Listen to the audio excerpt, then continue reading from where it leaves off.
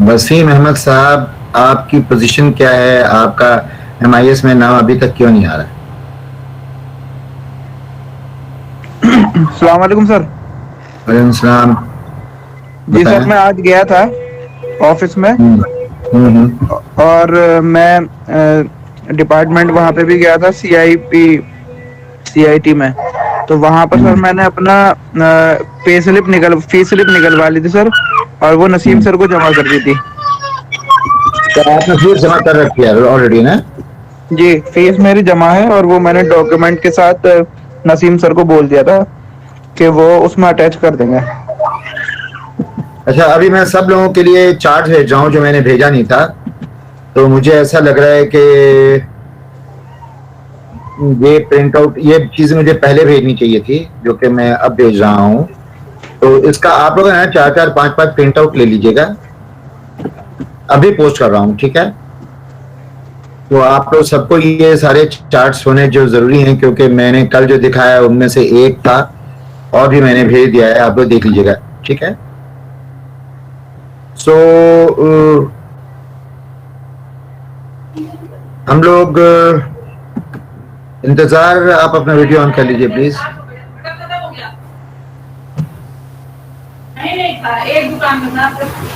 जी। ये आपकी टोपी यार हमेशा हरे रंग की क्यों रहती है? सर अभी अभी नमाज पढ़ा था ना सर, अभी मदरसा फिर नहीं, मैंने नमाज पढ़ने की टोपी लगाने की बात पे नहीं बोला। कलर इसका सर, ग्रीन क्यों है? सर ग्रीन ही है मेरे पास टोपी सर। ये अलग किस्म का कुछ बन रहा है क्या? ग्रीन नहीं टोपी नहीं वाले, पिंक टोपी सर, वाले, जनरली अलग जनरली अलग सर ग्रीन या ब्लैक या वाइट ही रखते हैं ना टोपी। 3 कलर हो गए अब। नहीं सर, सफेद भी होता है और कुछ लोग ब्लैक भी यूज करते हैं, कुछ लोग ग्रीन यूज करते हैं। अच्छा, तो आप उन कुछ लोगों में से हैं जो ग्रीन यूज करने वाले लोग हैं। अब आप ग्रीन यूज करने वाले अलग लोग हैं, है ना? नहीं सर, मेरे पास बाकी एक एक और है, वो मेरे बैग में रखी है। मेरे पास दो तीन कलर है, तीनों कलर है सर मेरे पास। तो आप कलरफुल टोपी पहनते हैं? सर इसमें अब किसी न किसी कलर की तो रहेगी ना सर, चाहे व्हाइट रहे या फिर कलर्ड में रहे। व्हाइट कोई कलर नहीं होता ना। कलर मतलब कलर, वैसा तो कलर तो बोल रही है ना सर, इसको नेचुरल नेचुरल कलर तो नहीं, है। आप लाल कलर का पहन के जाए, हमें क्या परेशानी? जनरली लाल कलर का मिलता नहीं है सर, ऐसा एकदम प्योर रेड नहीं, कलर में आ तो नहीं सकता है, मिलता। मार्केट में लाल कलर भी आ सकता है। आ सकता है सर, वो तो ठीक आने को तो लाल कलर भी आ सकता है, हर किस्म का कलर है। तो लाल कलर आएगा तो फिर तब भी आप लाल कलर भी यूज कर सकेंगे ना? नहीं सर, अब डेली डेली तो नया टोपी परचेज नहीं करते ना, ये पहले से नहीं, यही आप तो 3 कलर ऑलरेडी रखे हुए हैं, तो चौथा कलर कोई खरीद के दे देगा तो आप लाल कलर पहन के मस्जिद सर। जाएंगे। सर ये खरीदा हुआ नहीं है, ये घर पे बना हुआ है सर। जी हाथ से जी जो जी बुनते हैं ना सर, जी वो जी। कलर है। ओह, आपको पसंद है? नहीं सर, ऐसा कुछ कलर डिमांड से नहीं लिया हुआ है, घर पे जैसा बना दिया वैसा अभी यूज कर रहा हूँ सर। फिर कहाँ काम करते हैं इंतजार आप? सर मैं LNT में करता हूँ सर। अच्छा, क्या करते हैं गारंटी में? सर प्रोजेक्ट मैनेजमेंट में इधर फरीदाबाद सर। प्राइमेवेरा किसको कहते हैं इंतजार? सर ये प्लानिंग प्लानिंग टूल है सर, सॉफ्टवेयर है प्लानिंग। क्या होता है उसमें? इसमें सर प्रोजेक्ट शेड्यूलिंग करते हैं सर, एक्टिविटी का पूरा मतलब कब स्टार्ट होगा कब फिनिश होगा, उसके अगेंस्ट में एक्चुअल एक्चुअल कब स्टार्ट हुआ कब फिनिश हुआ, वो सब मेंटेन करते और फिर MS प्रोजेक्ट क्या होता है? हैं। MS प्रोजेक्ट सर, ये मैंने तो सर ये प्राइमेवेरा यूज किया है सर, MS जानते प्रोजेक्ट हो? में। हाँ सर, प्राइमेवेरा काफी टाइम पहले यूज किया था, प्लानिंग में था। अभी मैं पैकेजेस में हूँ, मतलब प्रोजेक्ट मैनेजमेंट में ही पैकेजेस रहते हैं ना सर, जो मटेरियल सप्लाई करवाते हैं, हम्म। वो सब में। किस चीज की? सर ये अपना ये कोलरेज थर्मल पावर प्लांट सर, ये boiler sir, steam boiler. Boiler pack करते हो? सर उसका जो पूरा रहता है ना सर, मटेरियल EPC मतलब इंजीनियरिंग प्रोक्योरमेंट और कंस्ट्रक्शन पूरा हम ये का LNT करती है सर। हम्म। किसके साथ प्रोजेक्ट कर रहे हो इंतजार? सर अभी करंटली ये TSDC खुर्जा सर, इधर नहीं बुलंदशहर के नहीं, बगल में। आपके सुपरवाइजर कौन है? सर अभी मेरे प्रोजेक्ट मैनेजर हैं सर, जामिया मेनू के पटेल। प्रोजेक्ट के सुपरवाइजर कौन है? अच्छा सर, ये वाले सर, ये तो आसमा सर है सर। आस मोहम्मद सर है। तो आपने प्रोजेक्ट प्लानिंग पे क्यों नहीं दिया प्रोजेक्ट? सर इस पे सर इसमें नहीं, इसमें लिया नहीं सर आप इसमें। ऑलरेडी प्रोजेक्ट प्लानिंग जानते हैं ना, तो आपके लिए आसान होता ना। आपको इंडस्ट्रियल इंजीनियरिंग में आबिद अलीम के साथ होना चाहिए था। सर प्रोजेक्ट मैनेजमेंट किया था, इसलिए थोड़ा अलग करने के लिए, मतलब बाकी भी नॉलेज रहे थोड़ा थोड़ा, इसलिए सर दूसरे उसमें लिया है। चले, आपको मैं एक बात बताऊं इंतजार, यस सर। मैंने शायद में कहा था क्लास के अंदर में कि अगर हमारा घर और अपना कमरा ऐसा हो जिसके अंदर में बहुत ज्यादा धूप पड़ती हो और बहुत ज्यादा डायरेक्ट सन रेडिएशन आता हो, ऐसे में कमरे का साइज 120 स्क्वायर फीट अगर होगा, कमरे का साइज अगर 120 स्क्वायर फीट होगा, मतलब 12 बाई 10 का कमरा अगर होगा, 12 बाई 10 का। तो इस कमरे में 1 टन का एसी लगेगा। Yes sir. मतलब 120 स्क्वायर फीट अगर कमरे का साइज है तो 1 टन का एसी लगेगा। Yes sir. ठीक है, अब अगर मान लें कमरे का साइज 220 स्क्वायर फीट है, यस सर। कितने टन का एसी लगेगा? 220। तो सर 2 टन का लगा सकते हैं सर। चलो करिए ना, कैलकुलेट कीजिए, एग्जैक्ट वैल्यू बताइए मुझे।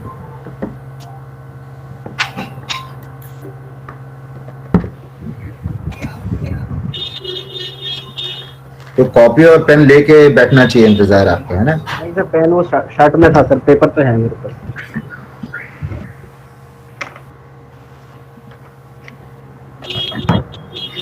देखिए, मैं आपको प्राइवेट ट्यूशन प्रोवाइड कर रहा हूँ, थैंक यू सर। तो पूरी क्लास को छोड़ के आप ही को सिर्फ पढ़ा रहा हूँ, तो तुम मुझे बल्ब नहीं दिखाओगे, राइट?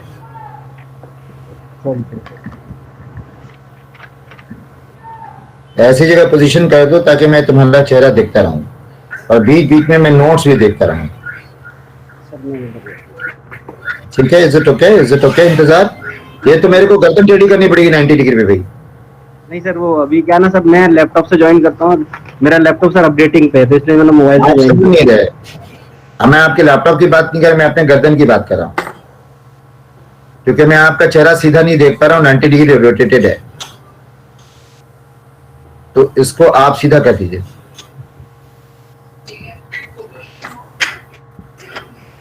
ठीक है सर। नहीं, जो रखा है ना आपने लैपटॉप मोबाइल अपना पोर्ट्रेट में रखा है, लैंडस्केप में रखा है? सर अभी तो लैंडस्केप में रखा हुआ है। तो पोर्ट्रेट में कर दीजिए, ये हुई ना बात। नीचे कुछ डाल दीजिए ताकि स्लिप ना करा जाए, ठीक है? गिरेगा तो नहीं मोबाइल आपका?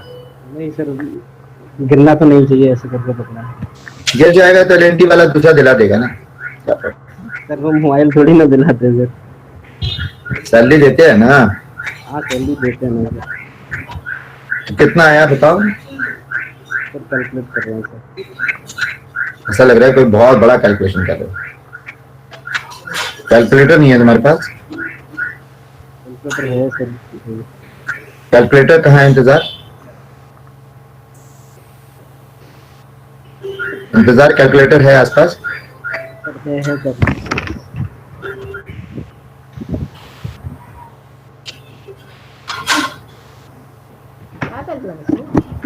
Very good, thank you for listening. आप हमारी बात सुनते हैं, इसका मतलब। हाँ, yes sir. Very good, very good, thank you. दर बताओ बेटे फटाफट। मतलब मुझे ये लगता है कि शायद मैं नातिक इकबाल को ज्यादा वेटेज दे रहा हूं, तो आज इंतजार साहब को ही वेटेज दे दिया जाए। योगेंद्र कुमार जी छोड़ के चले गए इस परेशानी में। सर 1.83 टन का लगेगा सर। 1.83 टन का लगेगा, ठीक है? Yes sir. अब अगर जैसे कल की बात हो रही थी, तो कल हम लोगों ने कैलकुलेट किया था और देखा था चार्ट पे, कल का अगर याद हो तो हम लोगों ने फैजान साबिर चले गए, कासिम, है ना? ये सब रिकॉर्ड में रखना। कासिम साहब आप? जी सर, जी सर। नहीं सर। फैजान खालिद चले गए। देखिएगा अगर नहीं आएंगे तो अटेंडेंस मत दीजिएगा। मैं आपसे पूछना वाला हूँ, अगर गलत देंगे अटेंडेंस तो, ठीक है? Qasim, are you there in the class? Yes sir, yes sir. Those who are not attending the class should not be given chance, ठीक है? Yes sir, बिल्कुल। तो अगर मैं ये कहूं कि कल जो हम लोगों ने H1 की वैल्यू निकाली थी, कितनी थी? 1440।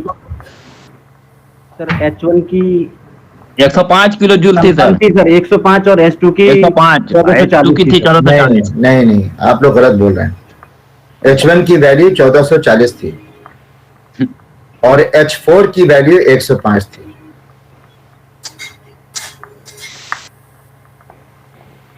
Okay sir. देखिए चार्ट याद आ रहा है? जी सर। H1 H2 लिए थे सर, 105 H1 की थी और H2 की 1440 किलो जूल की। अच्छा, वो 1-2 वैसे लिख दिया था मैंने। हाँ सर 1-2 सर वैसे ही। जी सर 1-2 आप ले लिए। ओके, ठीक है। मतलब दोनों का फर्क जो है वो कितना आया था? सर वो 1300 समथिंग आया था। 1335 सर। 1335 आया था। 1335 आता है। तो डेल्टा H 1335 है। Yes sir. डेल्टा H 1300 और फॉर्मूला क्या है? Q is equal to sir mass flow rate sir ml mass into latent heat. नहीं, डेल्टा एच था। हाँ, लेटेंट हीट तो है डेल्टा H, हाँ वो टोटल हीट कंटेंट है ना? यहां से लेके यहां तक की दूरी जो है 105, कहां तक 105 बोला था ना मैंने? वो B-20 था टेम्परेचर शायद। तो यहां से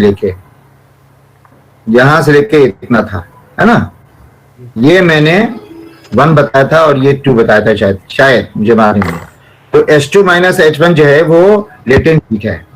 और फिर मैंने बोला था Q बराबर होगा mass flow rate of ammonia. Mass flow rate of ammonia ही है ना? फ्लो रेट बनाने के लिए हम हाँ, और डेल्टा H मतलब डेल्टा H था। डेल्टा H क्या है? H2 माइनस H1, ठीक है? Yes sir. अभी जो इंतजार से बात हो रही है उसमें हमने कहा कि एक कमरा है जिसका साइज 220 स्क्वायर फीट है ना? 220 स्क्वायर फीट है और इंतजार ने यह बताया कि 220 स्क्वायर फीट के लिए 1.83 टन का एसी चाहिए। 1.83 टन का एसी चाहिए। मुझे याद जहां तक है नहीं बोला, इंतजार यही सही है? Yes sir, yes sir. 1.83 ton का, ठीक है? और मैं इंतजार जी आपको एक बात बताऊं कि 1 टन एसी का मतलब क्या होता है? मैंने कहा समझाया था ना, या रिपीट करूं? नहीं सर, या नहीं बताया था? सर नहीं सर ये नहीं बताया था सर। अच्छा, मैं आपको आज बता दे रहा हूं, ठीक है? 1 टन एसी किसको बोलते हैं? ध्यान से सुनिए, ठीक है? और अपने कागज पे कॉपी पे लिख भी लीजिए चाहिए तो, ठीक है? अगर हम 1 टन मतलब 1000 kg, है ना? अगर हम 1 टन पानी यानी 1000 kg पानी, 1000 kg या 100 kg कितना? 1000 सर। 1000 1000 के। अगर हम 1000 kg पानी लें, ऐसा पानी जिसका तापमान 0 डिग्री सेंटीग्रेड हो,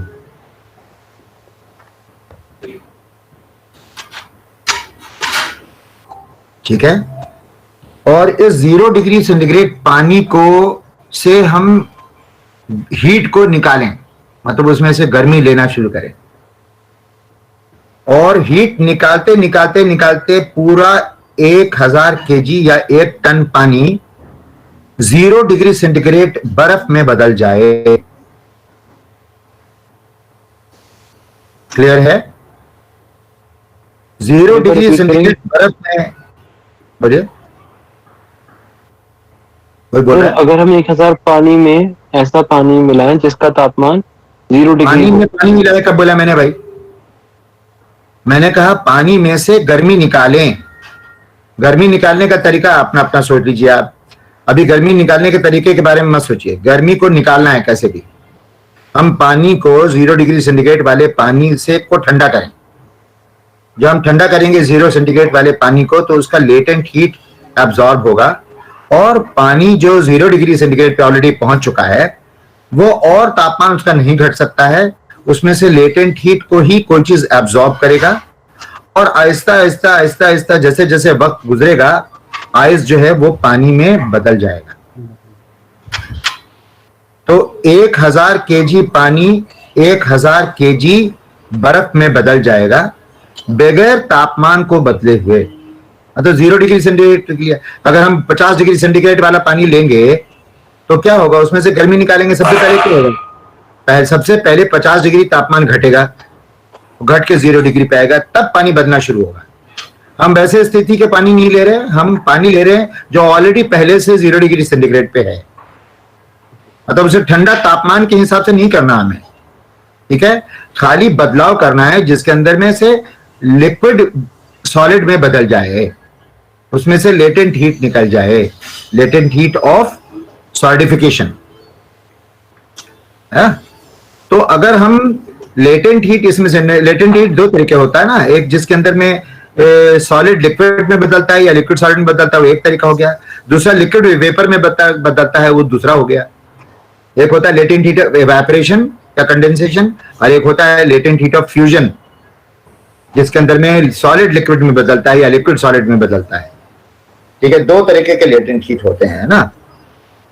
सॉलिड को पिघलाया जाए लिक्विड में, वो एक तरीका हो गया, और लिक्विड को वेपर में बदला जाए, वो दूसरा लेटेंट हीट हो गया। तो सॉलिड से वेपर में बदलते समय 2 बार लेटेंट हीट जाता है, एक का नाम लेटेंट हीट ऑफ फ्यूजन होता है और एक का नाम लेटेंट हीट ऑफ एवेपोरेशन होता है। मैं लेटेंट हीट ऑफ फ्यूजन की बात कर रहा हूं, जिसके अंदर में लिक्विड, मतलब सॉलिड को लिक्विड में बदलिए या लिक्विड को सॉलिड में बदलिए। यहां मैं लिक्विड को सॉलिड में जब बदलूंगा तो उसमें हीट को एब्जॉर्ब करना पड़ेगा, हीट को खींचना पड़ेगा। ठीक है, तो अगर हम लिक्विड को सॉलिड में बदलें 100 केजी पानी को, जिसका तापमान 0 डिग्री सेंटीग्रेड है, और वो 100 केजी बर्फ में बदल जाए, और इस बर्फ में बदलते समय कौन है, इसको देख के मुस्कुरा रहे इंतजार सर? वो रूम पार्टनर अभी इधर से गया था। तो क्या कर रहा है? कुछ नहीं सर, वो अभी इधर दूसरे रूम से आया था कोई काम पर। ठीक है, तो अगर ये जो काम हम 100 केजी 1000 केजी पानी को बर्फ में बदलने का काम हम 1 साल में भी कर सकते हैं, 15 मिनट के अंदर में भी कोई करके दिखाएगा। तो अगर 15 मिनट में करेगा तो जल्दी जल्दी करना पड़ेगा, 6 महीने में करेगा तो आहिस्ता आहिस्ता गर्मी निकलेगी। मगर अगर कोई आदमी बोले कि नहीं नहीं हमें 24 घंटे के अंदर में ये काम करना है, मतलब टाइम फिक्स कर दे, 24 घंटे के अंदर में अगर ये काम हो, तो हीट को निकालने का एक सर्टेन दर होगा, एक रेट होगा, जिस हिसाब से हीट को निकाला जाएगा, जिससे पानी बर्फ में तब्दील होगा। ये जो हीट से निकालने का दर है, जिसमें 1000 केजी पानी 1000 केजी बर्फ में बदलता है, 0 degree centigrade ice water converts itself into 0 degree centigrade ice in 24 hours time. देखिए, सब बात बोलना जरूरी अनिवार्य है एकदम, एक चीज छोड़ेंगे ना परिभाषा बेकार हो जाएगी। ठीक है, परिभाषा बोलते समय सब चीज बोलना जरूरी है। 0 degree centigrade water converting into 0 degree centigrade ice, ठीक है, taking 24 hours time, taking 24 hours time, and the water is 1000 kg, 1 ton होना चाहिए, यानी आधा किलो पानी को बर्फ में बदल दिया। ये सारी चीजें होनी चाहिए, 1000 केजी 0 डिग्री सेंटीग्रेड पानी 0 डिग्री सेंटीग्रेड बर्फ में बदलना, और 24 घंटे के अंदर में बदलना।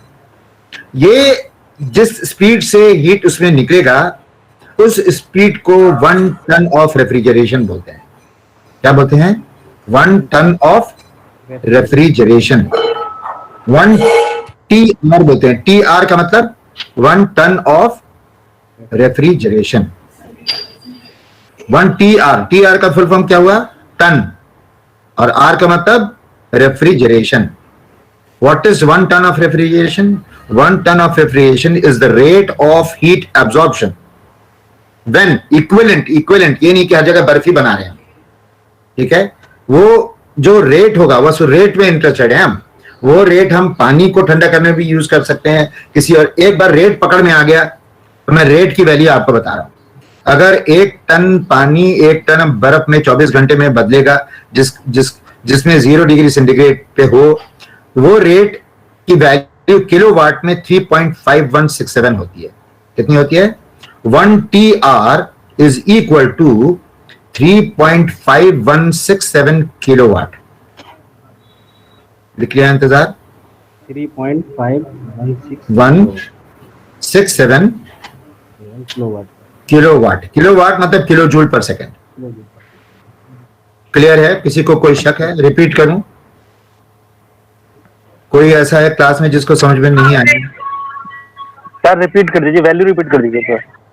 3.5167।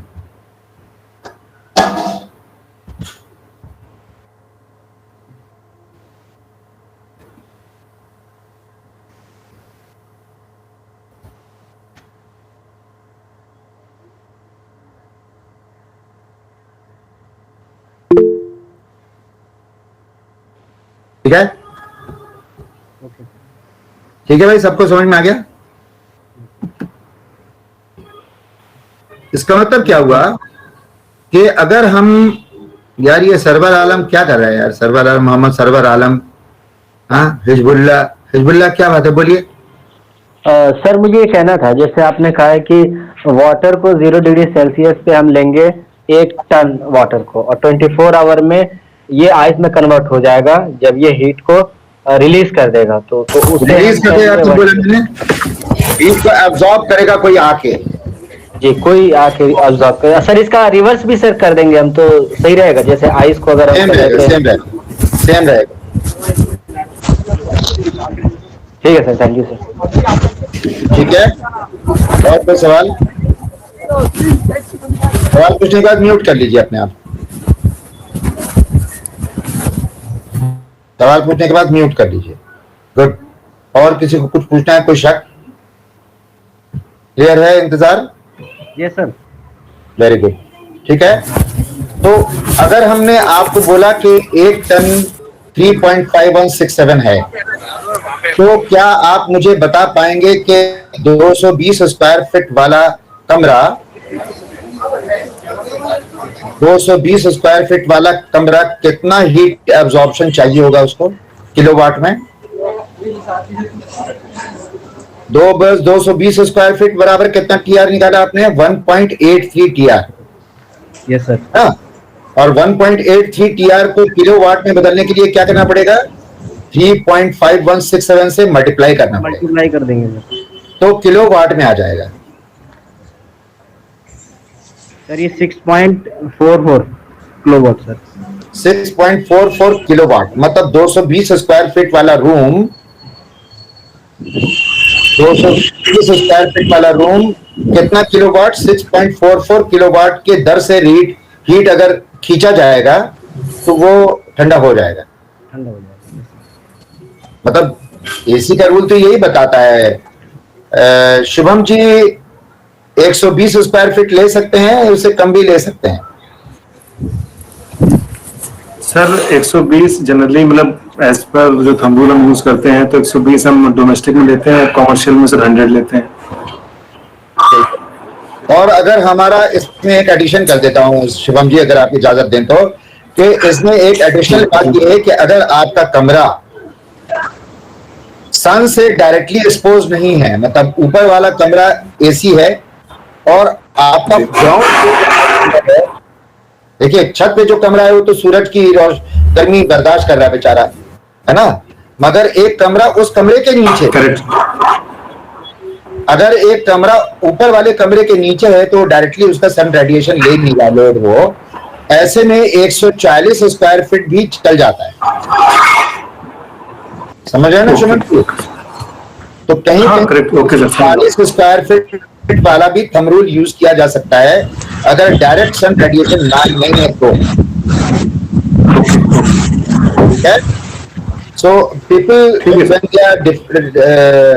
अभी मैंने कुछ दिन पहले उनका भी किया था कंसल्टेंसी का काम, DRDO वालों का ड्राइंग आई थी, तो उसके अंदर मैं चेक कर रहा था कि कितनी लोड कैलकुलेशन है। तो ये थंब रूल बहुत आसान रहता है, जिससे हम मालूम कर लेते हैं कि ये टनेज का कैलकुलेशन ठीक से किया गया है या नहीं। अदरवाइज टनेज का calculation heat load calculating sheet पे होता है, जिससे हमें पता चलता है कि कमरे में कितना लोड है। वो अभी हम लोग इस स्थिति में नहीं है कि हम लोग समझें, आने वाली क्लास में समझेंगे, ठीक है? क्योंकि अभी हमें बहुत दूर जाना है, ठीक है? अभी ABCD पे हूं मैं। तो अगर हम लोग ये जान चुके तो हम लोग फिर से उस चार्ट पे जाते हैं और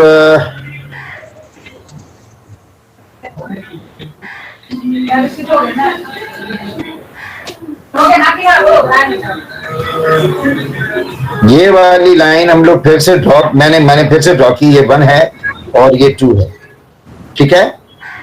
तो यहां से यहां अगर जा रहा है कोई, इसका मतलब हीट जो है एब्जॉर्ब हो रहा है। देखिए, अगर ये अमोनिया अपने आप को लिक्विड स्टेट से वेपर स्टेट में बदल रही है, तो लिक्विड स्टेट से वेपर स्टेट में बदलने के लिए उसको लेटेंट हीट चाहिए होगा। वो एटमॉस्फेयर से, अगर हमारे पास एक कमरा है, ठीक है, और इस कमरे में हमने क्या किया, अमोनिया छोड़ दिया।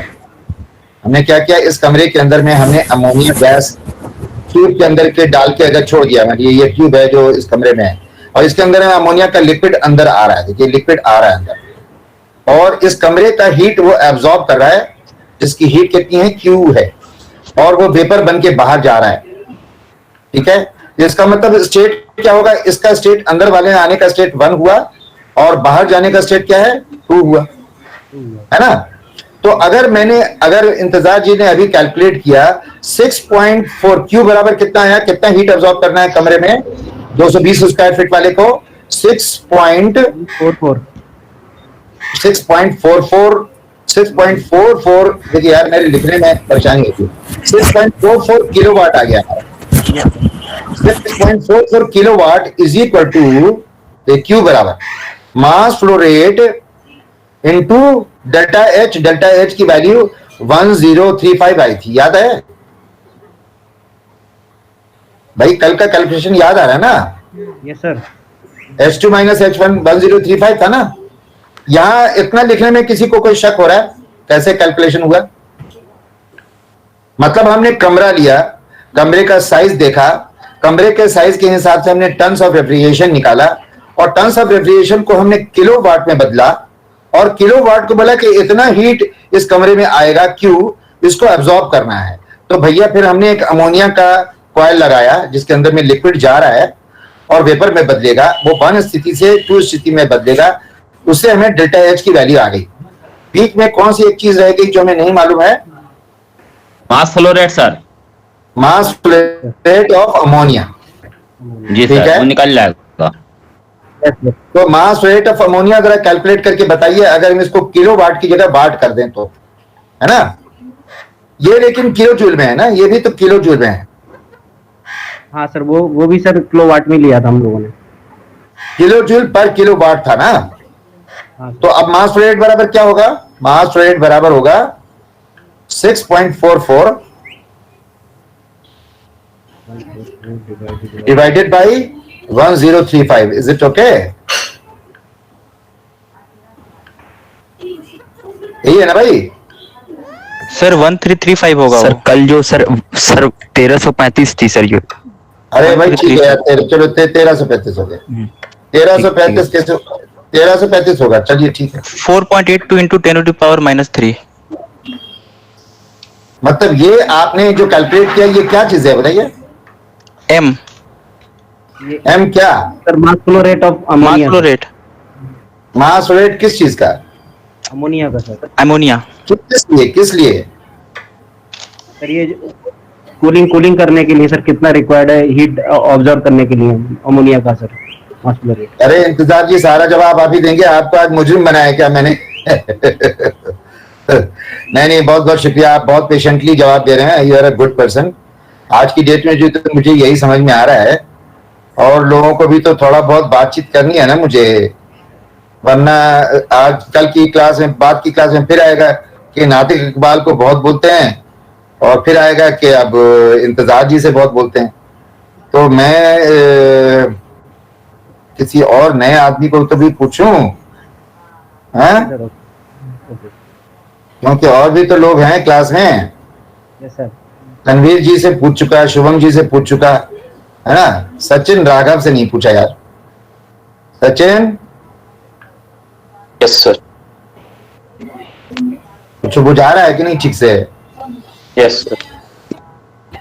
एकदम क्लियर है ना? पटना में बोलते हैं समझ में आ रहा है की जगह बोलते हैं बुझा रहा है कि नहीं। मतलब मैं पटना का हूं ना, तो पटना में लोग बोलते हैं समझ में आया कि नहीं, उसकी जगह बोलते हैं बुझा रहा है ना ठीक से। यस तो मैं आपसे पूछ रहा हूँ बुझा रहा है ना ठीक से? बोलिए, मैं तो पटना का हूं, मेरी Yes, sir. जबान ऐसी। बुझा रहा है कि नहीं? Yes sir. आप भी बोलिए ना बुझा रहा है सर। बुझा रहा है सर। बहुत बहुत धन्यवाद। तो सचिन बताओ, ये जो हीट एब्जॉर्ब है ये किस लिए हो रहा है? ये मास रेट हमने निकाला किस चीज के लिए? कमरे को ठंडा करने के लिए। Yes sir. जिस कमरे का साइज कितना है? 220 स्क्वायर फीट। अगर मैं आपको एक नया प्रॉब्लम दूं और मैं कहूं 1225 स्क्वायर फीट का कमरा है और उसको -10 डिग्री सेंटीग्रेड पे ठंडा करना है, तो आप मास रेट ऑफ अमोनिया निकाल लेंगे? Yes sir. कर लेंगे ना? कॉन्फिडेंस है या नहीं है? सर मतलब ये मैं आपसे कहूं कि Sachin ji 75 feet by 50 feet का हॉल है, यस सर। इसका मास रेट ऑफ अमोनिया निकाल लीजिए ताकि हमें ठंडक मिल जाए -10 डिग्री सेंटीग्रेड वाला। आप निकाल पाएंगे? सर मुझे टन निकालना नहीं आता है। टन कितना टन का मतलब वो तो ये तो आ गया कि मास फ्लो रेट कैसे निकालेंगे, लेकिन टन ऑफ रेफ्रिजरेशन। भैया ऐसा है 75 बाई 50 कितना स्क्वायर फीट हुआ? बोलो जल्दी बताओ, कैलकुलेटर पे जल्दी बोलो। 75 फीट बाई 50 फीट का कितना एरिया हुआ? Sir 3750 3750 square feet. Yes sir. कितना स्क्वायर फीट 1 टन के बराबर होता है? क्या बोला मैंने? क्या सर? 1 टन कितने स्क्वायर फीट एरिया में लगना है? अभी क्या बोल रहा था मैं? सर 120 में। 120 में। तो आप 120 से डिवाइड करेंगे? Yes sir. 31.25। ये क्या हुआ? सर 31.25 क्या है? वो किलोवाट। हाँ, उतना टन एसी लगेगा। अभी किलोवाट पे नहीं आए हम लोग। अच्छा सर। 140 स्क्वायर फीट 1 टन के लिए चाहिए। पहले टन बोलना है भाई साहब। मैं उतनी देर से बोल रहा हूं कि 140 स्क्वायर फीट के लिए 1 टन का एसी चाहिए। किलोवाट तो बोला नहीं था मैंने। यस। हाँ अब्दुल्ला बोलो। सर ये वाली बात सर मुझे पूछना है, ये जो आपने कहा है कि 120 मीटर स्क्वायर में 1 टन का एसी लगेगा सर, तो इसको सर बाय डिफॉल्ट हम लोग जो है इसको मान ले, जैसे अगर मुझे कहीं कैलकुलेशन करनी हो जैसे अपने घर का, तो मैं ऐसा कर सकता हूँ क्या, या फिर ये सिर्फ एग्जांपल के लिए 120 वाला? अरे यार मैं तो ऑन हैंड जो साइट पे इस्तेमाल होता है वो फॉर्मूला आपको ठीक ठाक बोल रहा हूँ। आप जहां चाहिए इस्तेमाल कीजिए। बिल्कुल कूल हो करके, ठंडे हो करके आप इस्तेमाल कर सकते हैं, इसमें कोई शक नहीं है। क्यों शुभम, कर सकते हैं ना? सर बिल्कुल, सारे ओईएम यही करते हैं। सब जगह यही चलता है, सब जगह यही फॉर्मूला चलता है। Thank you sir. अभी सब लोगों को ठीक है, क्लियर है? आपको क्लियर है सचिन जी? Yes sir. हाँ हाँ बिल्कुल बिल्कुल, सॉरी मैंने बोला नहीं है। Thank you sir. Thank you sir. Most welcome. Sachin ji, is it clear? आपको समझ में आया? यस तो सर। आपको एरिया को अगर 120 से 130 से 140 से जैसा आप ठंडक चाहते हैं अगर आप डिवाइड कर देंगे तो आपको क्या आएगा? कितना टन का एसी लगेगा? यस। अब उस टन को आप फिर किस चीज में बदलेंगे? किलोवाट्स। फिर उसके लिए क्या करेंगे? सर 3.5167 से मल्टीप्लाई करेंगे तो किलोवाट आ जाएगा। और डेल्टा एच निकालेंगे तो उससे क्या मिल जाएगा डिवाइड करने पे? Mass flow. क्लियर है ना? Yes sir. Very good, very nice, ठीक है। चलिए आगे निकलते हैं थोड़ा बहुत हम लोग, है ना? तो सचिन जी आप चाहें तो अपना वीडियो बंद कर सकते हैं। अतीकुर रहमान से बहुत बातें होती रहती हैं, ऊपर में है इसीलिए। उमर अली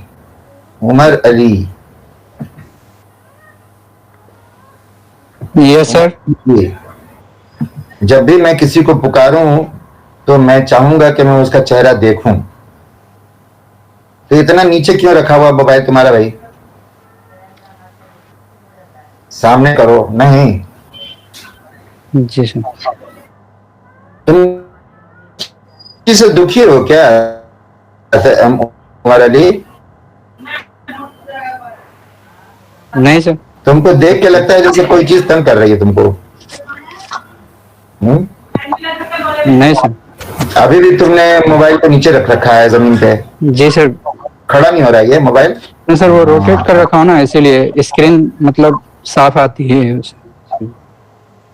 आप बहुत टेक्नोलॉजी वाले आदमी लग रहे हैं मुझे। रोटेट कर देता हूँ, पता नहीं क्या क्या बोल रहे हैं, मुझे समझ नहीं आ रहा है। इतनी अंग्रेजी तो आती नहीं मुझे। अभी कुछ ठीक हो रहा है? जैसे रोटेट कर रखा था स्क्रीन। तो ऐसे रह सकते हैं लोग कुछ देर के लिए? जी सर, कोई प्रॉब्लम नहीं। कोई दुख है क्या तुमको? नहीं सर। तो चेहरा ऐसा क्यों लग रहा है? क्या करते हैं उमर अली जी, अगर आप चाहें तो बता दीजिए। सर बस अभी पढ़ाई कर रहा हूँ सर, बाकी जॉब वगैरह का सर्चिंग चल रहा है सर। लेटेंट हीट किसको बोलते हैं Umar Ali? Sir latent heat sir जिसमें सर ये टेम्परेचर चेंज ना हो सर। बतवा पूरा बोलिए ना। लेटेंट हीट सर वो हीट है जैसे अमाउंट ऑफ हीट, जैसे सॉलिड को लिक्विड में चेंज जो करते हैं सर, तो उसमें कोई चेंज ना हो टेम्परेचर में सर। और लिक्विड को वेपर में? सर वो भी उसी में इंक्लूड हो जाए सर। लिक्विड को वेपर में करें या सॉलिड से लिक्विड में करें या लिक्विड से वेपर, इन दोनों टेम्परेचर में चेंजेस नहीं होगा। नाम में फर्क आएगा क्या? नहीं सर। अगर लिक्विड को वेपर में बदलेंगे तो वो लेटेंट हीट क्या कहलाएगी? लिक्विड को वेपर में तो सर ये अभी आप बता रहे थे sir latent heat of fusion, और कुछ ये याद नहीं आ रहा है सर। लिक्विड से वेपर जब बदलते हैं तो उस विधि को क्या बोलते हैं? तो सर मालूम नहीं है सर, अभी याद नहीं आ रहा है। अभी तो आप बताए थे लेटेंट हीट ऑफ फ्यूजन और दूसरा एक। मैं तो आपसे सवाल पूछ रहा हूँ उमर अली जी, इतना मत बनिए, दिमाग को खोलिए। आप पेपर में बदलने वाले प्रोसेस को क्या नाम देते हैं? लिक्विड से वेपर में बदलने वाले प्रोसेस का नाम क्या है बताइए उमर अली। सर मालूम नहीं। क्यों नहीं मालूम है? लिक्विड से वेपर में बदलने को क्या कहते हैं बताओ भाई, बताओ उमर अली, फिर से सोचो।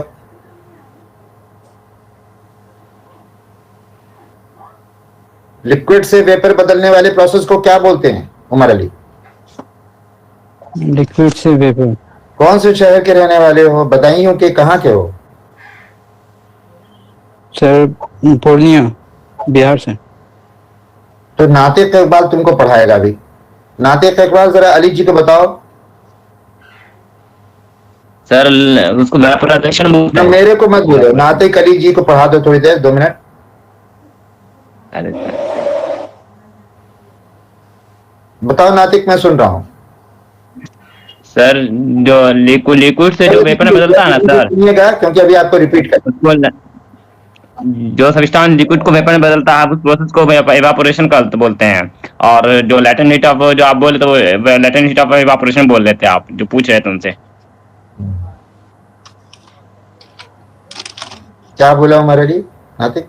सर इवेपोरेशन लिक्विड से अगर जहाँ वेपर में चेंज होता है सर इवेपोरेशन कहलाता है सर प्रोसेस। और वेपर से लिक्विड में कन्वर्ट होगा तो कंडेंसेशन होगा सर।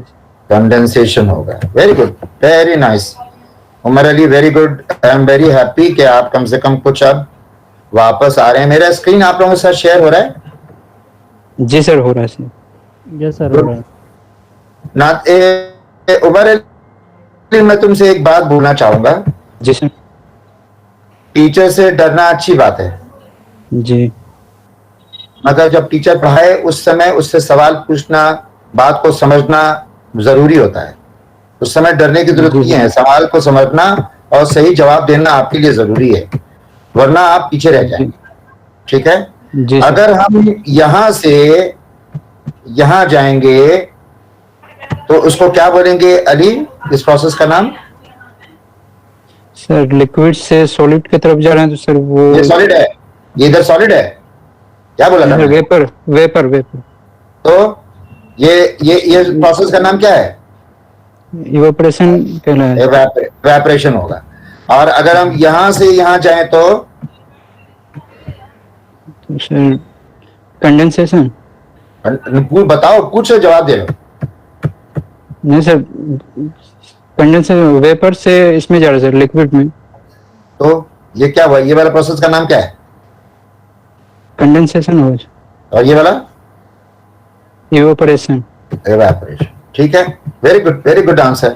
तो अगर मैं ये कहूं कि हमारे पास दो प्रेशर में चीजें हैं, एक प्रेशर लाइन ये है, मान लीजिए एक प्रेशर लाइन हमने ये वाला बना दिया। ये प्रेशर लाइन मतलब इसका प्रेशर कितना है? 3 बार है।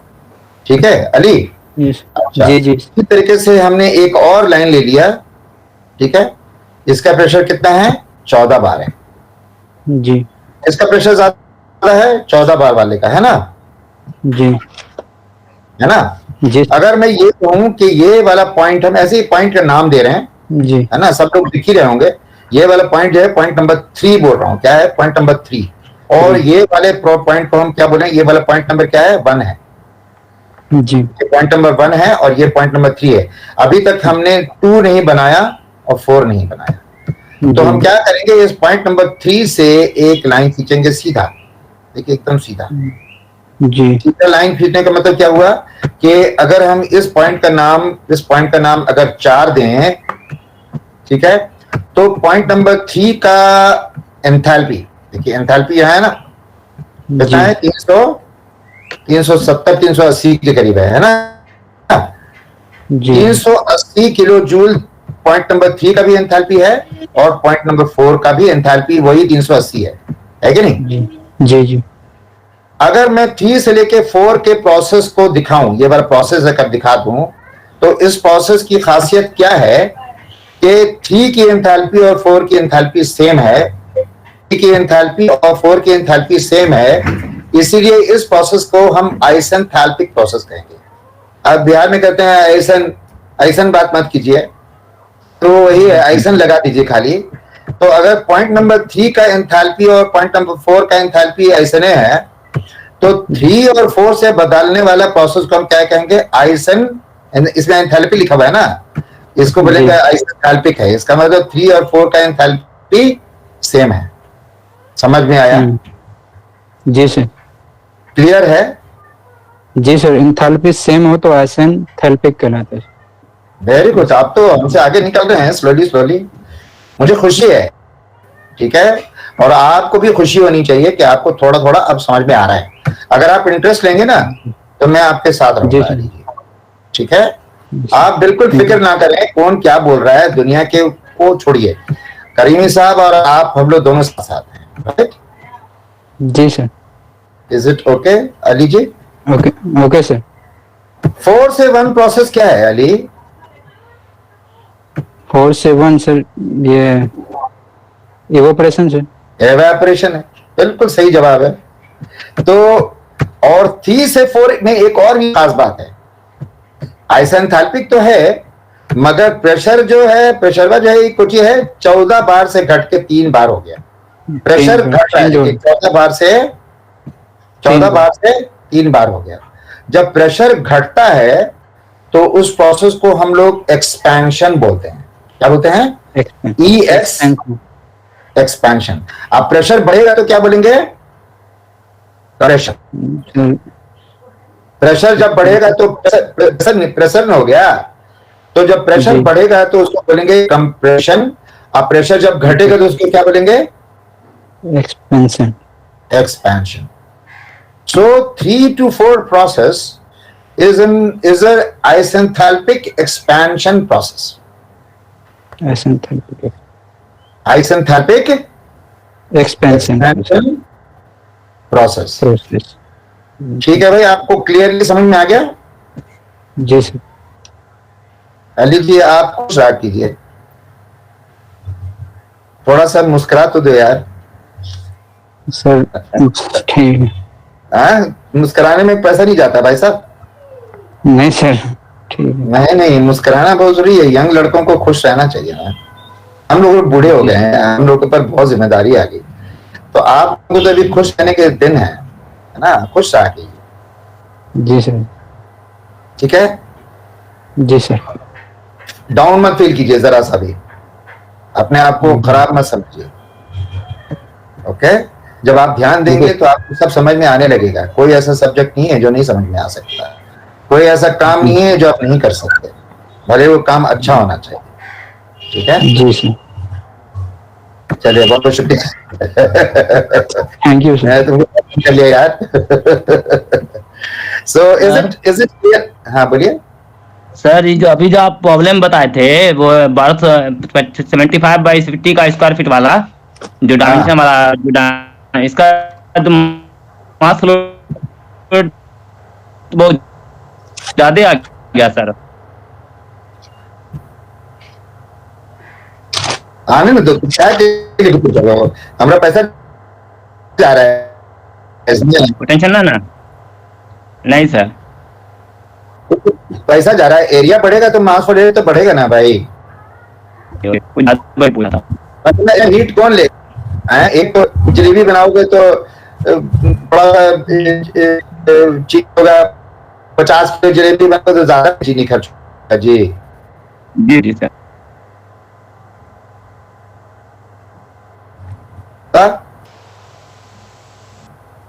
ठीक है ना? ठीक है सर। तो इज इट क्लास? लो पूछ Lalit ji left the class हैं?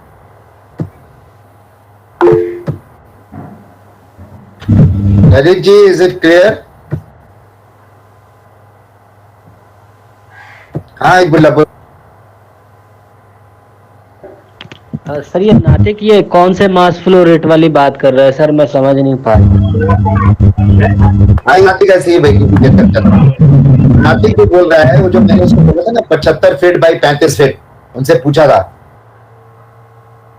सचिन जी से, मैंने बोला था ना 75 फीट बड़ा कमरा है, 50 फीट उसका चौड़ाई है, तो उसका एरिया ज्यादा होगा। जब एरिया ज्यादा होगा तो टनेज ज्यादा होगा, तो किलोवाट ज्यादा होगा, तो मास फ्लो रेट भी ज्यादा हो जाएगा,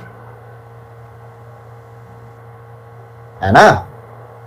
तो पहला प्रॉब्लम हम लोगों ने किया, उसके बनिस्बतन होगा तो नया।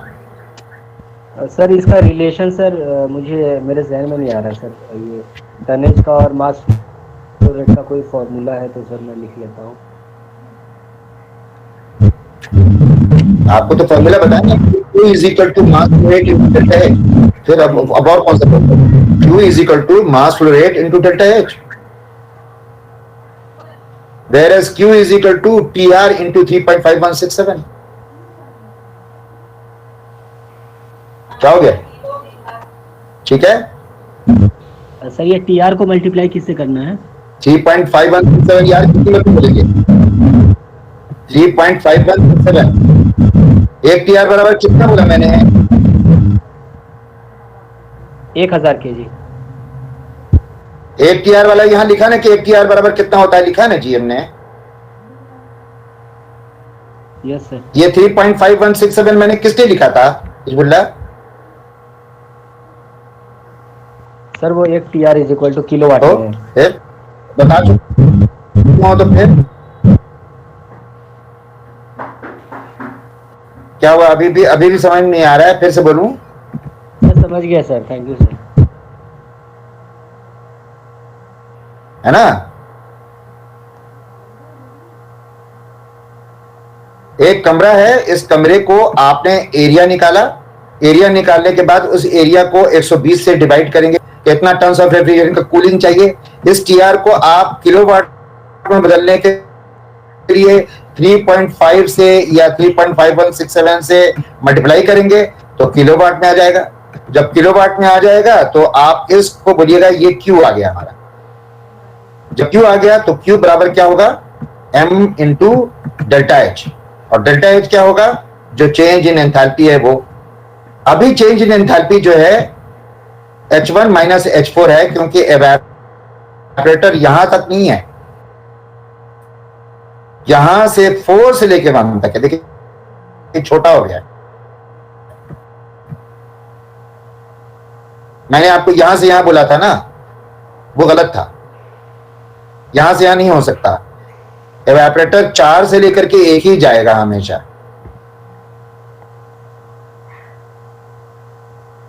कहां से जाएगा? 4 से 1 जाएगा। यह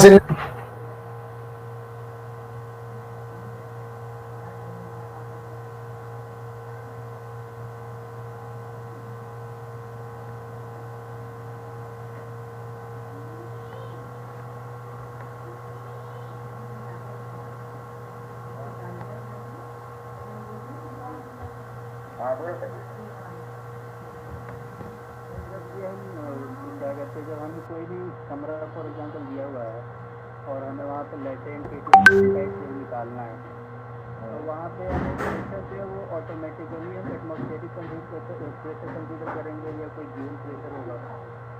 वो प्रेशर कैसे सेलेक्ट करेंगे वो अभी मैंने आपको बताया। मतलब आगे आएगा ये कैसे हम सेलेक्ट करेंगे? कैसे सेलेक्ट करेंगे अभी आएगा। ठीक है, अब कैसे सेलेक्ट करेंगे तनवीर ने बोल दिया, तो पहले उसको थोड़ा बहुत निपटाते हैं। निपटाने के लिए मुझे लग रहा है कि पहले कुछ और बोल दूं, फिर मैं तनवीर का सवाल का जवाब देता हूँ। ठीक है तनवीर, पहले इसको कंप्लीट कर देता हूँ, फिर मैं तुम्हारे सवाल पे आऊँगा। ठीक है, सवाल पूछना एक बहुत अच्छी बात है और मुझे अच्छा लगता है कुछ सवाल पूछते मुझसे, और ये शो करता है कि आपको समझ में आ रहा है। बस मैं यही चाहता हूँ। मेरी गज़ा ये है कि आप, मेरी गज़ा मतलब मेरी भूख, मेरी प्यास सिर्फ इतनी है, मेरी ज़िंदगी इतनी है कि अगर मेरे स्टूडेंट समझ रहे हैं तब तो ठीक है, नहीं तो ये पैसा कमाना बेकार है। ठीक है, अब देखिए पॉइंट नंबर 1 जो है वो यहाँ पे है। ठीक है, और पॉइंट नंबर 1 के ऊपर में ये वाली एक लाइन बनती है, दिखी है आपको, और एक ये वाली लाइन बनती है, दिखिए आपको। 2 लाइनें बताया मैं, दिख रहा है दोनों लाइन। एक लाइन की वैल्यू 5.7 है और एक लाइन की वैल्यू 5.8 है। ठीक है, ये वाली लाइन की एंट्रोपी की वैल्यू 5.7 है और ये वाले लाइन की एंट्रोपी की वैल्यू 5.8 है ना? ये है ना भाई? अगर मैं ये कहूँ कि ये वाला पॉइंट नंबर 1 इन दोनों गली के बीच में, ये दिल्ली का एक सिरा है, ये मान लीजिए कि आप शाहीन बाग में घूम रहे हैं तो गली में ये मकान बने हुए हैं, ये मकान बने हुए हैं, अब थोड़ी मकान से टकरा के चले गए। अब यहाँ पे आप खड़े हैं तो आप दूरी बना के रखेंगे ना दोनों तरफ से, तो आप दूरी बना के इस गली में जा रहे हैं, कौन सी गली में? 5.7 और 5.8 के बीच वाली गली। दूरी जितनी पहले थी उतनी ही बना के रखे हुए हैं और आप इस गली से चले चल रहे हैं, एक दुकान देख रहे हैं, बढ़ते जा रहे हैं और बढ़ने के बाद आप कहाँ पहुँच रहे हैं? उस प्रेशर पे जिस प्रेशर का नाम है 14 बार। ठीक है, और ये वाली लाइन जो हमने बनाई थी 14 बार वाली, आगे ये वाली गली से चलते हुए जो बंदा जा रहा है वो यहाँ पे टकरा रहा है। Are you getting? ये पॉइंट नंबर 2 कैसे मिला? ये 1 के बाद पॉइंट नंबर 2 देखिए, मैंने 1 2 3 चेंज कर दिया है, पहले 1 कुछ और था, अब मैंने चेंज कर दिया है। अब मैंने इसका नाम 1 दे दिया है, इसका नाम 2 दे दिया है, जो गली से चला, एंट्रोपी वाली गली से 5.7 और 5.8 की बीच की गली से चला और यहाँ पहुँच गया। इसका मतलब इस प्रोसेस में 1 से लेकर 2 वाले प्रोसेस में 2 बातें होंगी। एक तो कि 1 की और 2 की एंट्रोपी से है, क्योंकि 5.74 अगर इसकी एंट्रोपी रही है 1 पे, 5.74 आउटलेट पे भी है। और इस प्रोसेस में प्रेशर 3 बार से बढ़ के 14 बार हो गया, और ये भी वेपर स्टेट है और ये भी वेपर स्टेट है। इसका मतलब वेपर के स्थिति में प्रेशर 3 बार से बढ़ के 14 बार हो गया, और ये प्रोसेस में एंट्रोपी बदल नहीं रही है। इसीलिए प्रेशर की इस बदलने वाली प्रोसेस को, जो कि 1 से 2 से दर्शाया गया है, इसको हम आइसेंट्रोपिक कहते हैं ना, आइसन में बात होता है। तो ये एंट्रोपी है ना, एंट्रोपी नहीं बदल रहा तो कहेंगे आइसेंट्रोपी, आइसेंट्रोपिक कंप्रेशन, क्योंकि इसमें प्रेशर बढ़ रहा है, इसको कहेंगे isentropic compression process.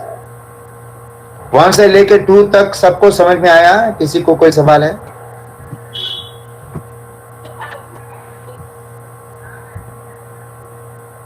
Is everybody understanding what is meant by 1 to 2 process?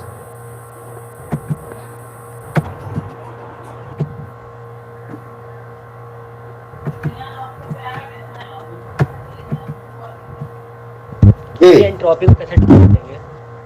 क्या बोला? एंट्रोपी को सर कैसे हम इसको देखेंगे?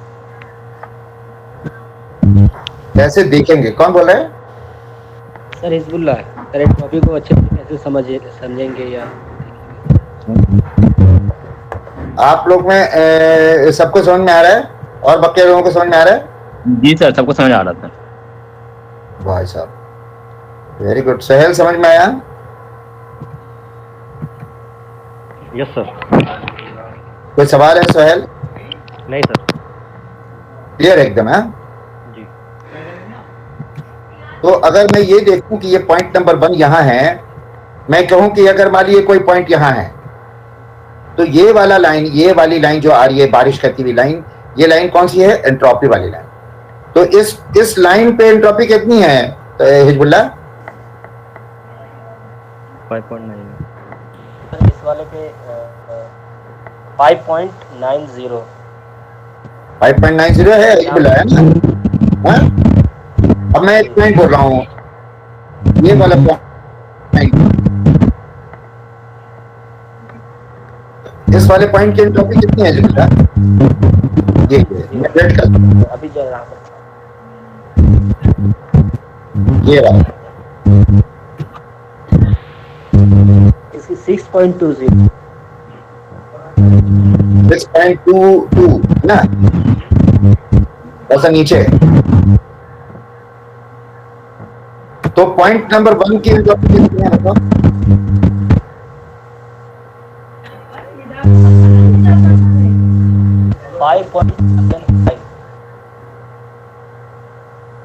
5.10 सर बोल 5.4 है ना?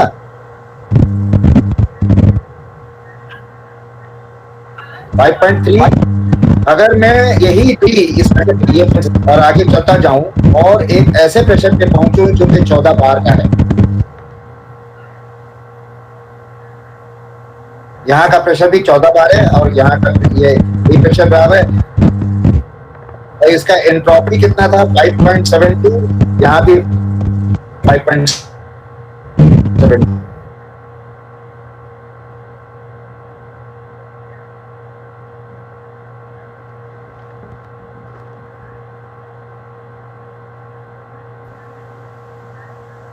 प्रेशर बढ़ने की प्रोसेस को हम कंप्रेशन कहते हैं। प्रेशर बढ़ने वाले प्रोसेस को हम क्या कहते हैं? Compression. So 1 to 2 is isentropic compression process. फिर से बोलूं? क्लियर है हिजबुल्लाह? Yes sir. सर 0.4 जो है ना, 0.4 सर, 0.4 को बीच में रख दिया है सर, वो मिक्सचर आपने बना दिया। इससे पहले वाले में आपने 0.4 को आपने सैचुरेटेड लिक्विड लाइन पे आपने रख दिया था। तो सर ये हम लोग कहाँ पे इसको रखेंगे? कहीं भी रख देंगे क्या कभी कभी? 0.4 नहीं नहीं है, क्योंकि ऐसा है, आप 1 से 2 समझे कि नहीं ये बता दीजिए। सर समझ गया मैं अच्छे से। ठीक है, अच्छे से समझ गए, वेरी गुड। तो अब ऐसा करें हैं 1 से 2 के बाद आगे चलते हैं। यार ये बंद हो जाता है यार, फिर से बनाना पड़ता है, मुझे बहुत तकलीफ होती है कसम से।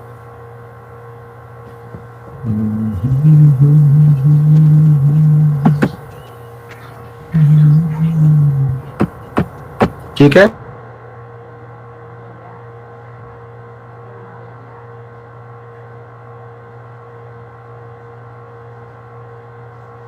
जो मुझे समझ में आ रहा है वैसे बना रहा हूं।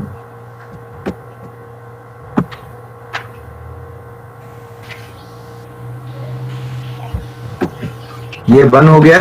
अभी आप वैल्यूज को मत देखिए, अभी आप 1 2 3 4 को देखिए खाली। ठीक है, तो 1 2 3 4 हो गया। तो 1 क्या है? 1 कंप्रेशन से पहले का है और 2 क्या है? कंप्रेशन के बाद में है। तो 1 से लेके 2 तक जो है उस इक्विपमेंट का नाम क्या है? कंप्रेसर। क्या नाम है? कंप्रेसर। ठीक है, और 4 से लेके 1 क्या है? एवेपोरेशन। क्या हो रहा है इसमें? एवेपोरेशन। तो हम इस हीट एक्सचेंजर का नाम क्या देंगे? एवेपोरेटर। एवेपोरेटर, ठीक है ना नातिक? ठीक है, ये एवेपोरेटर हो गया। पता नहीं लिखा पा रहा है या नहीं। हाँ सर आ रहा, लिखा रहा था। ये हो गया एवेपोरेटर, ये हो गया कंप्रेसर। ठीक है, और ये यहाँ पे जो है वो प्रेशर घट रहा है, इसलिए इस इक्विपमेंट का नाम क्या है? इक्विपमेंट का नाम, प्रोसेस का नाम नहीं बोल रहा हूं मैं। इस इक्विपमेंट का नाम होगा expansion valve. Expansion valve. Expansion valve का नाम सुना है शायद आपने? हाँ सर सुने। Expansion valve. और यहां से लेके यहां तक देखिए ये वेपर है और ये क्या है? लिक्विड है। तो वेपर से लिक्विड बदलने वाली प्रोसेस को अली ने बताया था, ये क्या है? कंडेंसेशन। तो इसका नाम क्या हो गया? इसका नाम क्या हो गया? इस इक्विपमेंट का नाम कंडेंसर। इस इक्विपमेंट का नाम कंडेंसर हो गया। भाई साहब सबको क्लियर है? कितने इक्विपमेंट हो गए? 4 इक्विपमेंट हो गए। तो चारों इक्विपमेंट सीक्वेंस में आपको पता रहना चाहिए। मैं आपसे पूछूंगा सीक्वेंस में बताइए। सर नंबर 1 हो गया एवेपोरेटर, जो हीट को एब्जॉर्ब करता है। नंबर 2 हो गया कंप्रेसर, जो प्रेशर को बढ़ाता है ना, और आइंट्रोपिक होता है।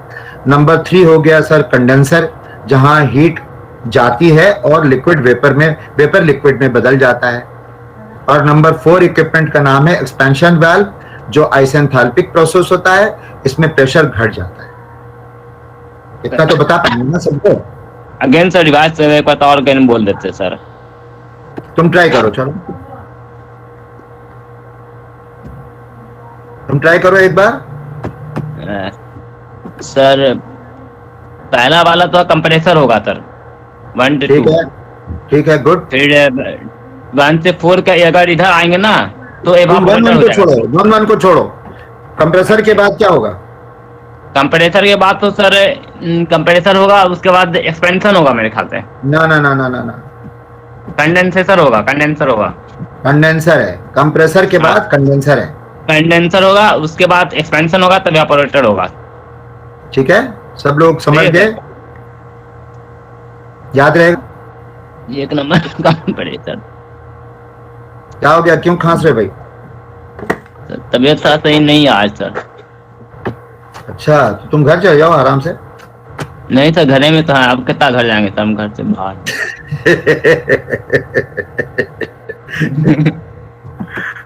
हंसता भी है ये, बहुत बढ़िया आदमी है भाई कसम से।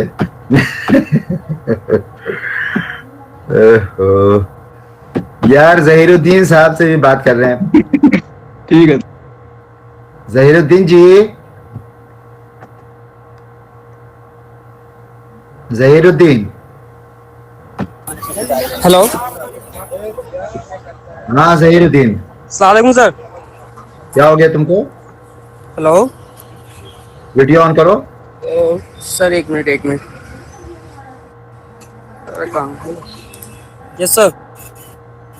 इक्विपमेंट का नाम सीक्वेंस वाइज बताइए। सर एक मिनट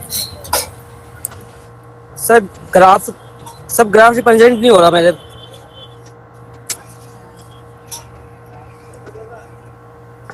हेलो इक्विपमेंट का नाम बताइए। सर, मैं ग्राफ देख नहीं पा रहा हूँ। आप अगर नहीं देख पा रहे हैं तो मैं आपको बाहर कर दूंगा अभी फाइनली 1 महीना के लिए।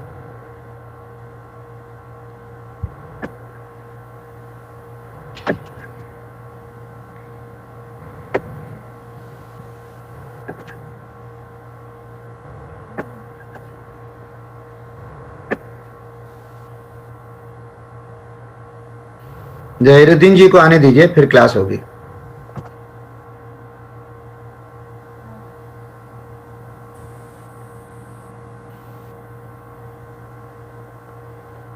जहीरुद्दीन जी जब आ जाएंगे तब क्लास होगी। I need the answer of my question.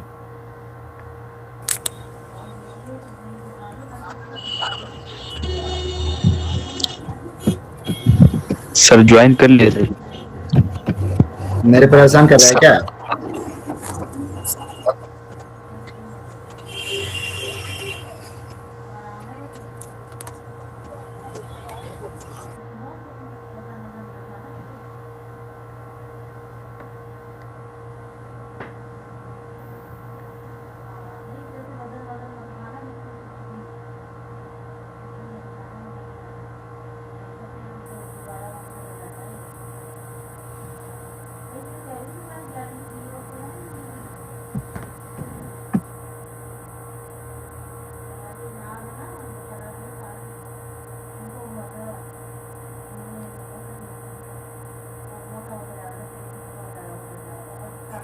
Hello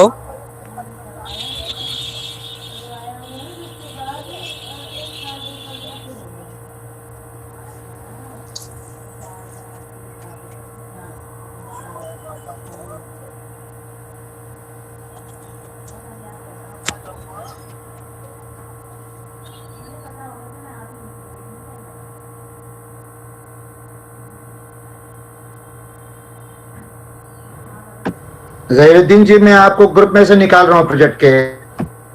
किसके साथ कर रहे हैं आप? Sir, Halima ma'am. आपको मैं वहां से निकाल रहा हूँ। हलीमा को भी बोलूंगा आप छोड़ दीजिए प्रोजेक्ट करना। You have to see me personally.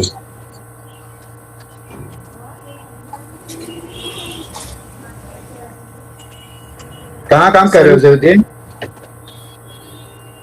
Sir, IGL company में। मैं आईजीएल कंपनी में रिटर्न लेटर भेजने वाला हूँ एक। सर, मैं थर्ड पार्टी बिलोंग से काम कर रहा हूँ सर, फिलहाल तो मैं। I don't know about all this. Hello, I am not concerned about this.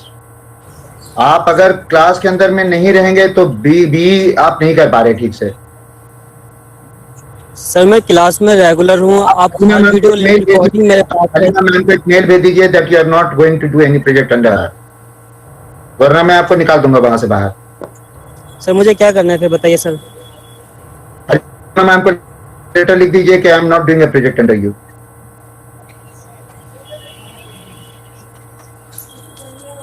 Sir, मैं रेगुलर क्लास कर रहा हूँ, अटेंटिव होकर क्लास कर रहा हूँ सर। मैं आपकी अभी जो आपने सवाल मुझसे पूछा सीरीज बाई इक्विपमेंट जो लगे बताने के लिए, उसमें स्क्रीन शेयर मेरे पे नहीं हो पा रहा था, मैं बता नहीं पा रहा था। मैं जैसे कुछ करना चाहा वो लॉग आउट हो गया मेरा अकाउंट। मैं क्लास ले रहा हूँ, मुझे इस क्लास में सवाल का जवाब चाहिए और अटेंशन चाहिए। अगर आप ये नहीं प्रोवाइड करेंगे तो अगर आप नहीं प्रोवाइड करेंगे तो मैं आपसे बहस करने की मूड में नहीं हूं। मैं आपसे कोई आर्ग्यूमेंट नहीं करूंगा, मैं आपको निकाल दूंगा क्लास से बाहर। ठीक है? अगर मुझे आपसे कोई आर्ग्यूमेंट नहीं करनी है। I am not interested in any argument with you. I want student to attend the class and give an answer to whatever has been explained to them. If you are not able to do, that is your problem and I don't want to get disturbed. मुझे आपसे कोई argument, counter argument नहीं चाहिए। ना मैं करूंगा ना आप करें।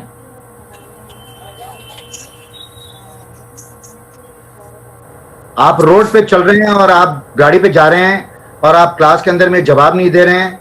ठीक है, मैं भी रुका हुआ रहूंगा, जब आप उतर जाएंगे और जब आप ठीक से क्लास करेंगे तब ये क्लास आगे बढ़ जाएगी, कोई बात नहीं।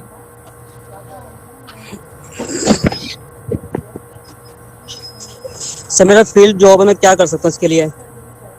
मैं क्लास बंद कर रहा हूँ ज़हीरुद्दीन जी, अगर आप जवाब नहीं देंगे तो मैं क्लास बंद कर दूंगा and I will not be taking any class with all. मैं उस ग्राफ में जो आपने सीरीज बनाई थी, I am not talking about your field job. I am not talking कि आप क्या करें इसके बारे में नहीं, मैं I am nobody to say that. Sir जो आपके आपने साथ सवाल पूछा उसका जवाब प्रॉब्लम दे सकते हैं? Okay, I leave this classroom and I am not interested in teaching anymore. Sir मैं Because- चाहता हूँ कि मैं सवाल का जवाब दूं। आप Zahiruddin, I am Yes, not sir. your relative. Please don't talk with me. I am not into a counter argument with you. मैं सर जो किसी आपने किस्म सवाल की पूछा उसका argument जवाब मैं discussion- दूंगा। नहीं, मैं डिस्कशन नहीं कर रहा हूं इसके बारे में, because if you are not able to answer my question और आप रास्ते में चल रहे हैं और डेली आपका यही हाल है, तो इट सर इज जो बेटर नॉट। जवाब आपने मांगा वो देना चाहता हूँ मैं। ज़हीरुद्दीन साहब, you are into argument. Zahiruddin साहब, you are into argument. I don't want to argue with you, but you are really spoiling the whole of the class because of this behaviour. अब आप बहुत देर तक इसका आर्ग्यूमेंट काउंटर आर्ग्यूमेंट में मेरे साथ बराबरी से लगेंगे, which I am not interested in.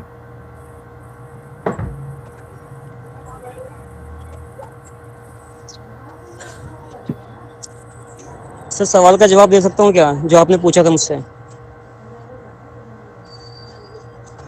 I am leaving the class Zaheeruddin if you go on to.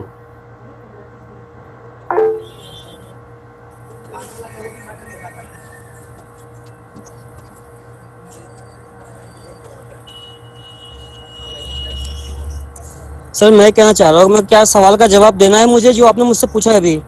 I am leaving the class just now, Zahiruddin, if you stop talking now with me.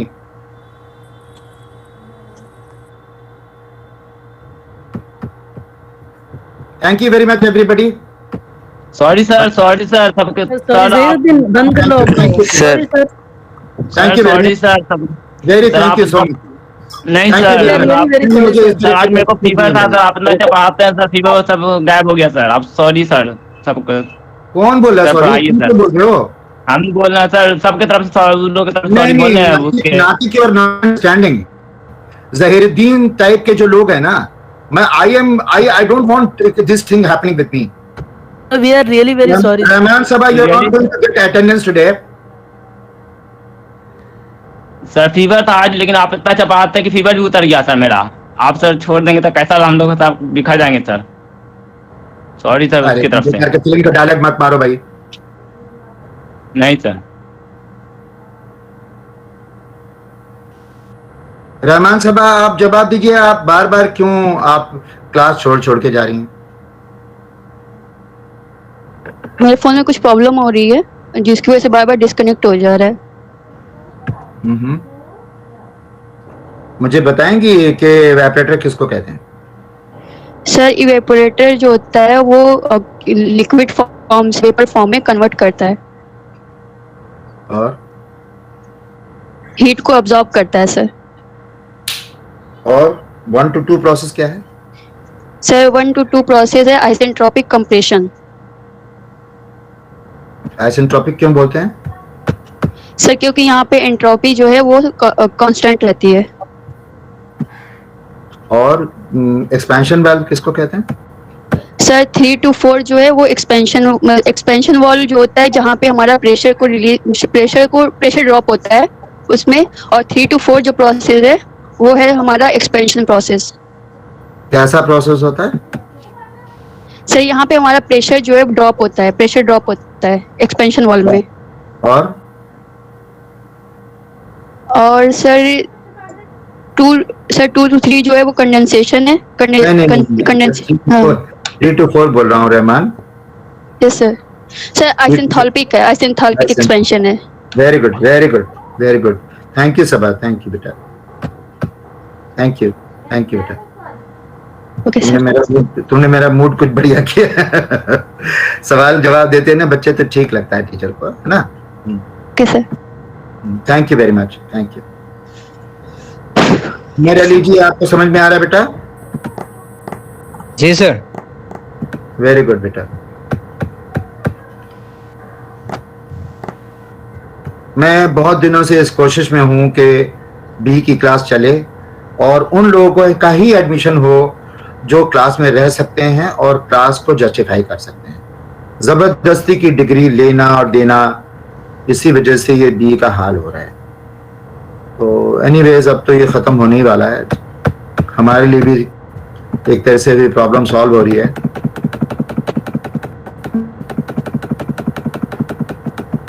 अभी जहीरुद्दीन साहब को मौका मिलता तो बहुत देर तक वो मुझसे बहस करते रहते। आई नो किस टाइप के साहब हैं ये। मैं आप लोग सबको एक बात बताऊं कि दिल्ली में जो तापमान है वो मैक्सिमम मेरे हिसाब से 48 डिग्री सेंटीग्रेड जाता होगा या इससे ज्यादा जाता है? नहीं सर, इतना ही जाता है सर, 47-8 47-48 है ना? जी सर। अच्छा, अब अगर बताइए कि अगर दिल्ली में 48 डिग्री टेम्परेचर अगर है और हम दिल्ली के इस टेम्परेचर में, if Zahiruddin joins the class, please everybody inform me. Okay? Okay sir.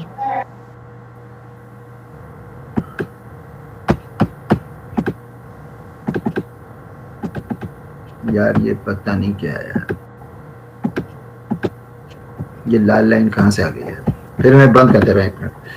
तो मैं ये कह रहा था, कहना ये चाह रहा था कि अगर हम किसी भी शहर में जाएं तो हमें ये जरूर पता चल सकता है कि इस शहर में गर्मी के दिनों में मैक्सिमम टेम्परेचर कितना जाता है ना?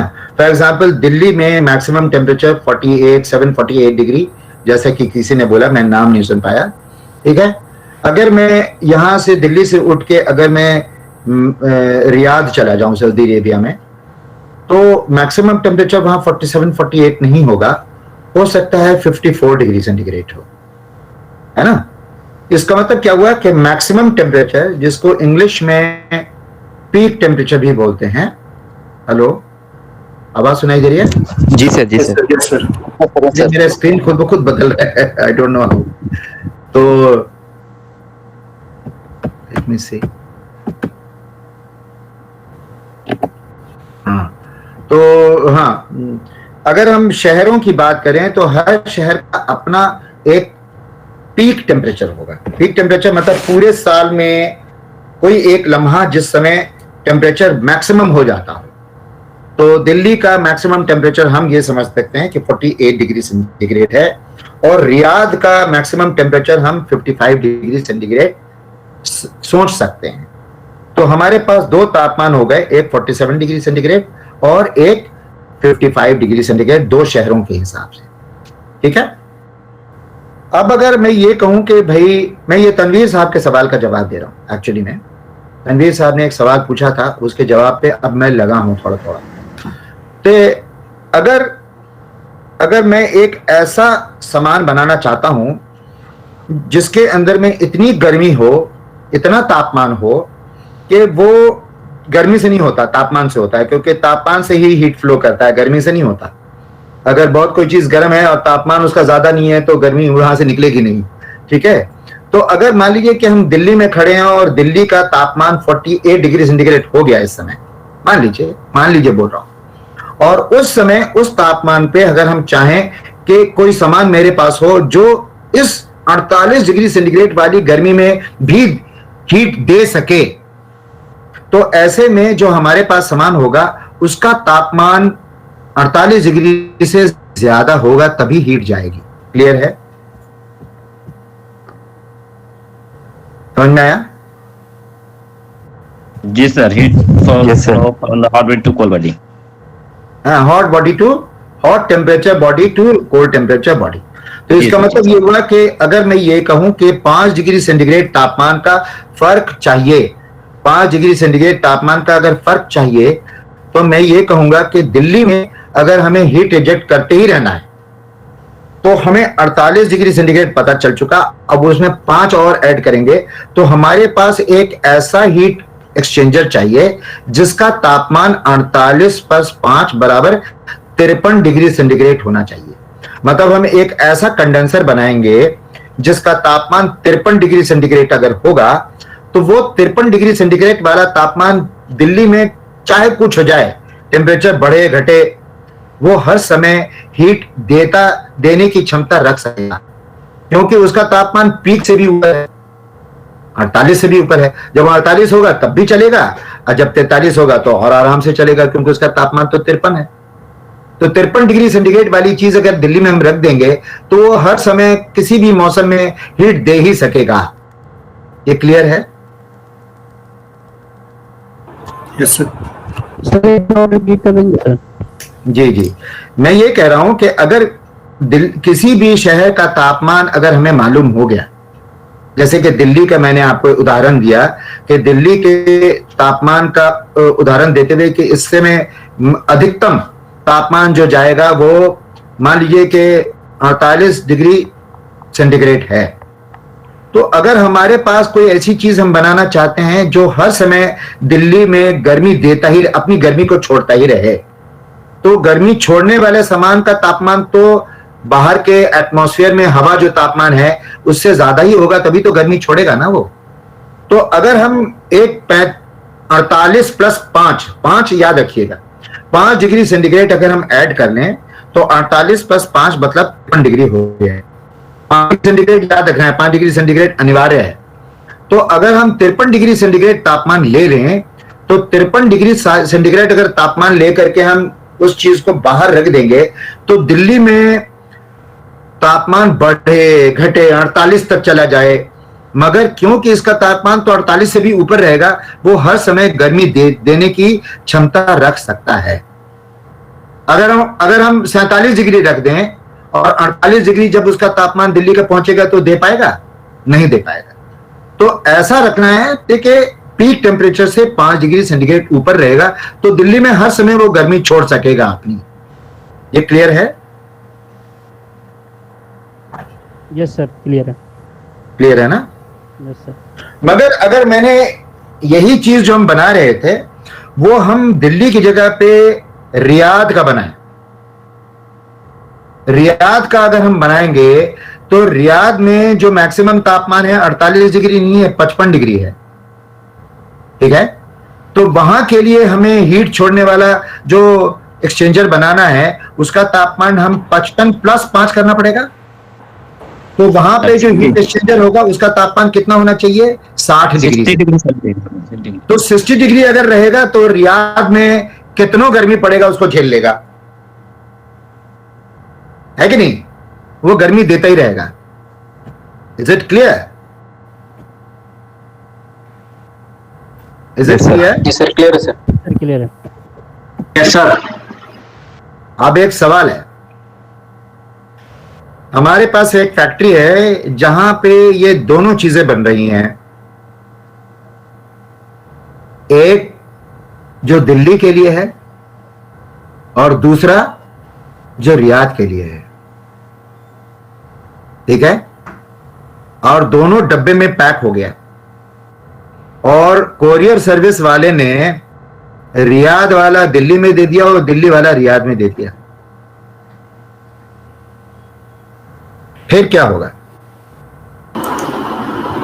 सर दिल्ली वाला तो काम कर लेगा दिल्ली में सर, रियाद वाला, but it will not work in Riyadh if somebody will send it to the Riyadh, Delhi, according to Delhi temperature. Very good Atiq, very good Atiq, correct answer, correct answer Atiq, very good.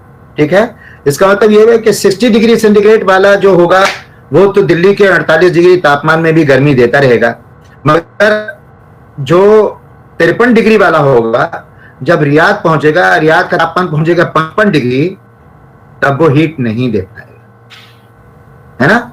इसका मतलब क्या हुआ कि जब हम heat rejecting device बनाते हैं तो हीट रिजेक्टिंग डिवाइस में हम इस बात को डिजाइन में कंसिडर लेके चलते हैं, डिजाइन में कंसिडर करके चलते हैं कि हमारा हीट का जो डिवाइस है ये इसका तापमान क्या होगा।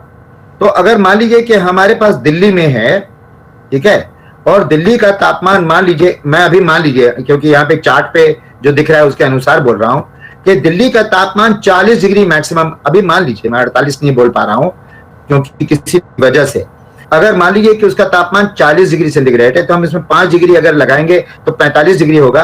तो हम 45 डिग्री दिल्ली के लिए अगर लेके चलें, जो कि ऐसा डब्बा जो कि हीट दे सके, तो हमारे पास ये वाला पॉइंट मिलेगा जो 45 डिग्री होगा। और कौन सा, ये वाला, ये 40 है ना, तो ये 50 होगा, है ना, ये 50 होगा, तो यहाँ पे ये 45 डिग्री वाला पॉइंट यहाँ मिलेगा। ठीक है भाई। तो ये वाला लाइन हम बनाएंगे तो हम क्या कहेंगे, ये वाला लाइन एक ऐसा लाइन है जिसमें हीट का देना मुमकिन रहेगा दिल्ली के अंदर में। ये बात समझ में है? Yes sir. क्लियर है ना? तो जब हम कंडेंसर बनाते हैं, condenser, what is a condenser? Condenser is a heat rejecting device. What is an evaporator? Evaporator is a heat absorbing device. Evaporator हम कमरे के अंदर रखते हैं ताकि एवेपोरेटर कमरे की ठंडक को खींच सके और कमरे को ठंडा कर सके। और कंडेंसर हम कमरे के बाहर खेत में लगाते हैं, खिड़की के बाहर लगाते हैं, ताकि वो बाहर के एटमॉस्फेयर को हीट जो अंदर से खींचा था उसको बाहर फेंक सके। तो what is a condenser? Heat फेंकने वाला device. What is an evaporator? Heat को एब्सॉर्ब करने वाला डिवाइस। ये बात समझ में आया? Yes sir. तो हीट फेंकने वाला डिवाइस हमेशा शहर के पीक तापमान से 5 डिग्री सेंटीग्रेड ऊपर होगा और उसके अनुसार ये वाला लाइन बनेगा जो कंडेंसर वाला लाइन होगा। ये जो कंडेंसर लाइन आपसे बनवाया था ना हमने, ये कंडेंसर लाइन ऐसे नहीं बन जाता, ये पीक टेम्परेचर से 5 डिग्री ऐड करने के बाद बनता है। जैसे तनवीर डिग्री जी पूछ रहे थे कि सर ये लाइन कैसे बनता है, तो ये लाइन जो है कंडेंसर वाला line peak plus 5 degree centigrade temperature पे बनता है। मैंने जवाब दिया एक लाइन के लिए, मतलब एक हीट एक्सचेंजर को मैंने ठीक से जवाब दे दिया। कोई सवाल? कोई सवाल? No sir. मेरे ख्याल से आज की क्लास काफी हो गई, अब आप लोग आराम करें। ठीक है, क्या बोलते हो नातिक? अब घर जाना चाहिए। हाँ सर, बहुत हो गया सर, बहुत हो गया सर। कह रहा बहुत हो गया सर, बहुत हो गया। नहीं, कोई बात नहीं, ये बात सही है तुम्हारी, तुम ठीक बोल रहे हो कि बहुत हो गया। रोल नंबर डाल दीजिए सबको। Okay sir. रहमान सभा ने सबसे पहले भेजा। मैं देखना चाह रहा हूं कि क्या नाम था उस लड़के का, क्या नाम था? जहीरुद्दीन सर। जहीरुद्दीन का नाम आ रहा है कि नहीं? डाल दिया मैंने। हो गया सबका?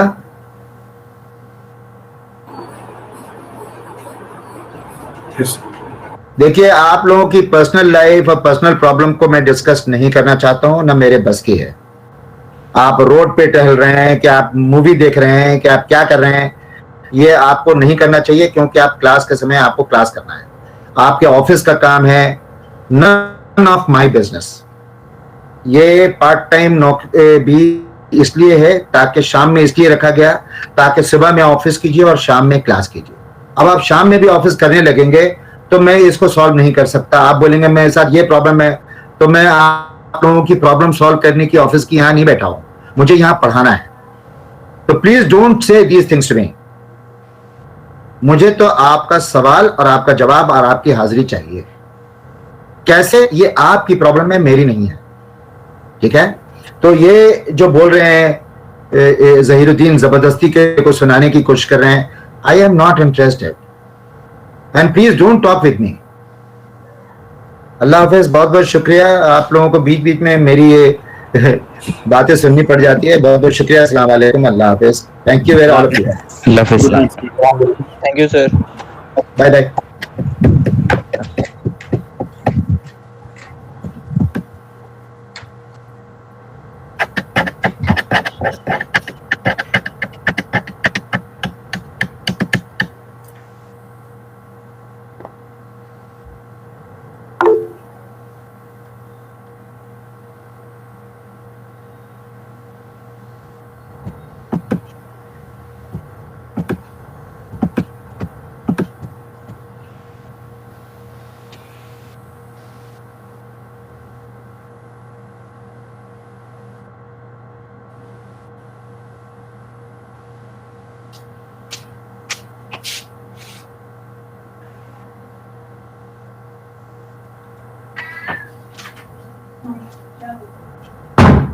कासिम आप क्लास में हो? जी सर। एक मिनट रुको। कासिम, मेरे पास अभी एक मेल आया है और उस मेल के अंदर में टोटल नंबर ऑफ स्टूडेंट्स 80 दिख रहा है। हो सकता है सर इनका ऐड हुआ हो जो बाद में सर स्टूडेंट आए हैं, जैसे शर्जील वगैरह हैं और माधव करण। नई लिस्ट सर तो अभी हमें मिली नहीं थी क्योंकि वो अपडेट नहीं थी।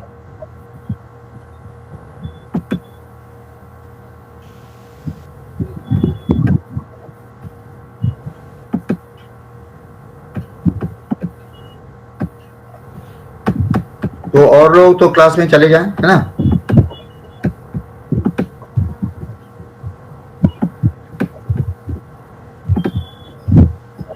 तो इसमें देखो ये है ना, देख रहे हो इतने ये सब बच्चे हैं, इसमें कौन है कौन नहीं है, किसने फीस जमा की है किसने नहीं की है। मजहर अली है, मजहर अली को अलॉट हुआ है? ये सर ये तो क्लास करते हैं। नहीं, इन लोगों को प्रोजेक्ट अलॉट हो चुका है। प्रोजेक्ट का सर तो सब बच्चे हो गए क्योंकि सलीम शाह, परवेज अली खान, ये तो नाम पहली बार सुन रहा हूँ मैं। नहीं सर ये सब भी करते हैं, प्रोजेक्ट में नाम है शायद इनका, सर देखना पड़ेगा। अच्छा जी, नदीम सलाम अलैकुम। हाँ, मैं 1 मिनट में कॉल करूंगा, इस क्लास खत्म हो रही है प्लीज। सलाम अलैकुम। सलाम अलैकुम। हाँ, तो ये देख लो, ये जो है ना इसके अंदर में मेरे पास तो 80 स्टूडेंट दिख रहा है। एक बार सर आप अगर कुछ सर एक बार लिस्ट सेंड कर दिएगा सर, उसे मैं प्रोजेक्ट से ग्रुप से मिला लूंगा सर एक बार। मगर ये तुमको मैं सेंड जो करूंगा तो ये ऑफिशियल लिस्ट तो मैं नहीं है ना, ये तो अभी कंफर्म नहीं मैंने